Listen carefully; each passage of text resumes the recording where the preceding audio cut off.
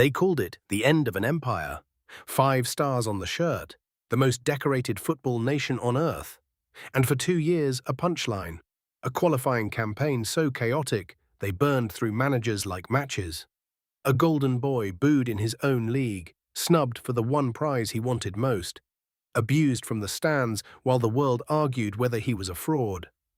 Tonight in Miami, both of those ghosts were buried in 45 minutes.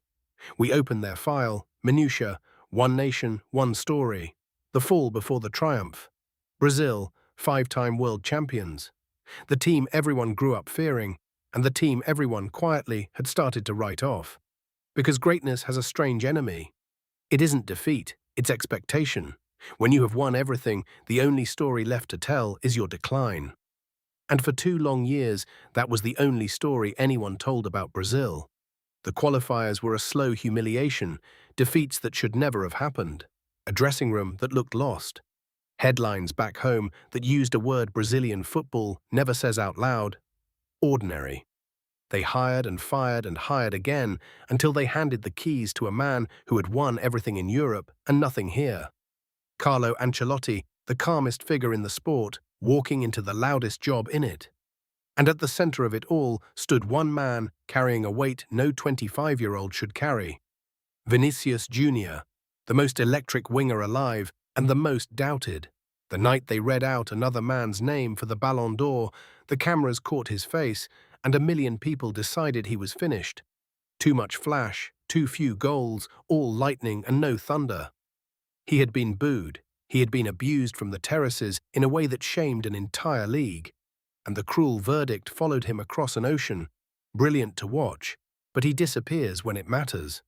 So when Brazil walked out at the Hard Rock Stadium, 65,000 inside, the group already in the balance.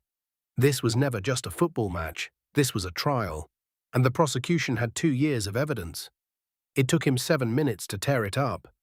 7th minute, a Scotland defender, Scott McKenna, reaches for a ball he should have left.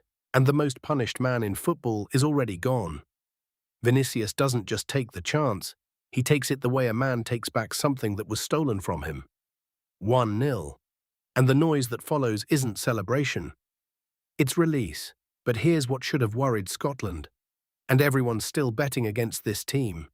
Because a doubted man scoring early isn't the story. The story is what he does next. He didn't shrink, he didn't drift to the touchline and hide inside the lead, the way the critics swore he always did. He hunted, he had the ball in the net 3 times in that first half. 1 ruled out by the narrowest of margins, a goal chalked off by inches. And still he kept coming. As if every run was an argument he refused to lose, and just before the break he made it undeniable. A cross from Bruno Guimaraes, Vinicius rising at the back post, heading home from point-blank range. 2-0. A goal in all 3 group games, and as he wheeled away, he was no longer chasing Haaland and Mbappe at the top of the scoring charts. He was level with them, the 3 fastest names in the world tied at the summit, and only one of them had spent 2 years being told he didn't belong there. Half-time, 2-0, and the file on Brazil's decline was already starting to close. The second half was the part nobody talks about, because it's the unglamorous part, the part where you find out if redemption is real or just a good 45 minutes. And Brazil, the team that had forgotten how to be ruthless, remembered. Matheus Cunha, himself a player rebuilt from doubt, drove the third home and ended it. 3-0, Group C, 1. Top of the table, into the knockouts, and the loudest message a quiet manager has ever sent. Carlo Ancelotti didn't celebrate like a man surprised. He celebrated like a man who had simply been waiting for everyone else to catch up to what he already knew. He took a fractured, doubted, exhausted team, and in 3 matches he gave them back the one thing that can't be coached. The belief that they are still Brazil, and for Vinicius, the numbers now say what the noise tried to drown out. A goal in every game of this group stage. Level at the top of the World Cup's scoring charts. The same player they booed, the same player they wrote off, the same player whose name was the answer to the cruelest question in the sport. Does he go missing when it matters? Look at the scoreboard, look at the charts, ask the question again. But here is where we close the file the way we always do, honestly. Because one statement performance is not absolution. The knockouts are a different country.